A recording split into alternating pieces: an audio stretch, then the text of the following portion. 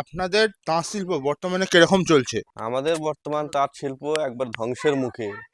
এখন আগে যেখানে ১০০টা চলতো এখন সেখানে ২-৩টে মানে টিপ টিপ করে সলতার মতন জ্বলছে। তাঁত শিল্প এখন শেষ প্রায় নাই বলতেই চলে। আমাদের গোটা পুরো এলাকা আগে তাঁত শিল্প ছিল, এখন ওই গোনা ১-২টা আছে তাই। আপনারা যে এই তাঁতের পণ্য মহাজনের কাছে বিক্রি করেন, তা থেকে আপনাদের আয় কিরকম হয়? আপনাদের যে পরিমাণ খরচা হয় তার তুলনায় আয়তে কি আপনাদের পুষিয়ে যায়? না, বর্তমান আমাদের আগে হচ্ছে ১১ সালের আগে যখন হচ্ছে কংগ্রেস সরকার ছিল কেন্দ্রে, তখন তখন আমাদের হচ্ছে এই তাঁত শিল্পে যে সুতো যে পণ্য যেগুলো জিনিসের জিএসটি ছিল না। এখন সেখানে আমাদের 20% জিএসটি দিতে হয়। মানে আমাদের যেটুকু লাভ সব ওই জিএসটিতে খেয়ে নিচ্ছে। আমাদের এখন মানে ওই শ্রমিকের যে মজুরিটুকু সেটা আমাদের লাভ, তাছাড়া আর কোনো লাভ নাই। এর আগে যখন বামফ্রন্ট সরকার ছিল তখন সমবায় সমিতির মাধ্যমে অর্থ সাহায্য করা হতো তাঁতিদেরকে। কিন্তু বর্তমান সরকার কি তা করছে? আর যদি করে তাহলে তা কতটা? বামফ্রন্ট সরকার যখন ছিল তখন আমাদের এই মহারাজপুর, গঙ্গারামপুর, ঠ্যাঙ্গাপাড়া, লীলডাঙ্গা প্রায় প্রত্যেকটি বাড়িতেই মানে ১০০ ভিতর ৯০% বাড়িতে তাঁত শিল্প ছিল। এবার সরকার থেকে তাদের মাকু মানে সরঞ্জাম যেগুলো সব অনুদান করতো, প্রত্যেক বছরে পাই দিত। তারপরে আমাদের এখানে একটা হাটের ব্যবস্থা, সেখানে একটা স্থায়ী হাট, সেটা আমাদের গঙ্গারামপুর করছে, সেখানে বাইরে থেকে পাইকার আসতো আমাদের হচ্ছে এই শাড়িগুলো নিয়ে যাওয়ার জন্য। মানে সুযোগ সুবিধা সবকিছু খুবই ভালো ছিল, আর আমাদের তখন লাভও ছিল, শ্রমিকগুলো কাজ করতো। আর এখন বর্তমান অবস্থায় আমাদের মানে লাভ নাই, ওই জন্য শ্রমিক দিয়ে আমাদের পোষাচ্ছে না, ওই জন্য নিজেরাই বুনে মানে শ্রমিকের যে লাভটা সেটা নিজেকে নিতে হচ্ছে। ওই জন্য আমাদের এলাকায় সব বাইরে কাজ করতেছে, মানে পরিযায়ী শ্রমিক হয়ে গেছে। এখানে তাঁত শিল্প ধ্বংস শেষ, এখানে আর কোনো কাজ পাচ্ছে না। ভবিষ্যৎ প্রজন্ম কি তাঁত শিল্পের দিকে আকৃষ্ট হচ্ছে, নাকি তারা অন্য কোথাও অন্য কোনো কাজের জন্য যাচ্ছে?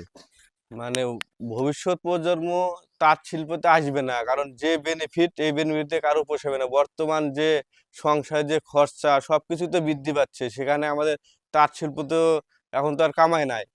ওই জন্য কেউ আর এখানে আর ইন্টারেস্ট নেই, সব এখন অন্য বিকল্প কোনো ব্যবস্থা সেখানে করবে। বামফ্রন্ট সরকারের সময় আপনাদের তাঁত শিল্পের বিভিন্ন ধরনের এক্সিবিশন হতো। হুম। এখন কি সেই ধরনের এক্সিবিশন হচ্ছে? না, হচ্ছে না। এখন বর্তমান আমাদের এই ঠ্যাঙ্গাপাড়াতে একটা মানে এই বর্তমান সরকারের একটা হলে তাঁত মানে সমবায় সমিতি আছে, সেখানে সরকার থেকে হচ্ছে ডিজাইন দেয়, সেটা হচ্ছে শাড়ি তৈরি করার জন্য। সেটা ওরা নেয়, ওখানে রেটও ভালো, কিন্তু ওখানে দালাল কিরকম মানে প্রকৃত তাঁতিরা ওখানে চান্স পাচ্ছে না। আপনাকে যাবেন, আপনাকে দিবে না। মানে বড় বড় মহাজন পুঁজিপতি যারা, তাদের হচ্ছে লাইসেন্স দিচ্ছে, তাদের যা মানে শাড়ি তাদের রিজেক্ট করবেন। এবার আপনার মানে ছোট ব্যবসা আমাদের যেরকম ৪টা ৫টা তাঁত যাদের আছে, আমরা যদি ওখানে শাড়ি নেই বা ওদের কাছ থেকে যদি নেই, ও কি করবে, ওই ১০০টা যদি শাড়ি দেয় তার ভিতর ৫০টাই ঘুরিয়ে দিবে। বলবে যে ম্যাচিং হচ্ছে না বা হাতে রং খারাপ বা সুতো ছেঁড়া এরকম দেখায়। আর অথচ যারা বড় বড় যারা ৫০০, ১০০০, ২০০০ পিস শাড়ি দিচ্ছে, তাদের কোনো প্রবলেম নাই। মানে এই সমস্যা। যে আমরা দেখলাম আপনাদের তাঁত ঘরে যে আপনারা তাঁতি মেশিন চালিত তাঁত ব্যবহার করছেন, কিন্তু তাঁত তো চিরাচরিতভাবে হাতে বোনা হতো।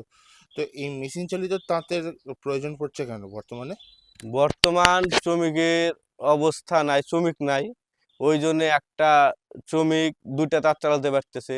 মানে ১০-৫০ টাকা করে মজুরি একটা। এবার একটা তাঁত চালালে তোমার হচ্ছে দিনে কয়টা হবে, ৩টা, ১৫০ টাকা। আর ২টা চালালে ৬টা, সেখানে ৩০০ টাকা।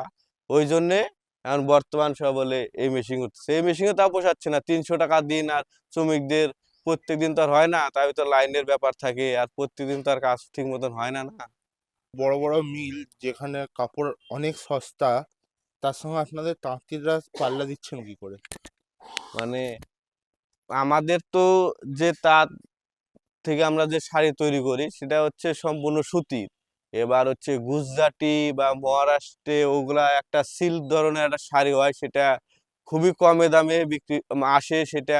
ওই জন্য আমাদের শাড়িটা মেরে খেয়েছে। আমাদের একবার কটন, আমাদের সুতি, এবার সুতির তো দাম বেশি। আর ওটা সিল্ক ধরনের শাড়ি, কিন্তু ওদের মেশিনে এমনভাবে তৈরি করতেছে সেম শাড়ি। এই ভিডিওটিকে লাইক করুন আপনার গুরুত্বপূর্ণ মতামত কমেন্টের মাধ্যমে আমাদের জানান এবং আমাদের চ্যানেলের ভিডিও সবার আগে দেখার জন্য ইউটিউবে গণশক্তিকে সাবস্ক্রাইব করুন, ফেসবুকে ফলো করুন এবং শেয়ার করুন আপনার পরিচিতদের মধ্যে। আমাদের চ্যানেলে আপলোড হওয়া ভিডিও নোটিফিকেশন পেতে বেল আইকনটি ক্লিক করতে ভুলবেন না।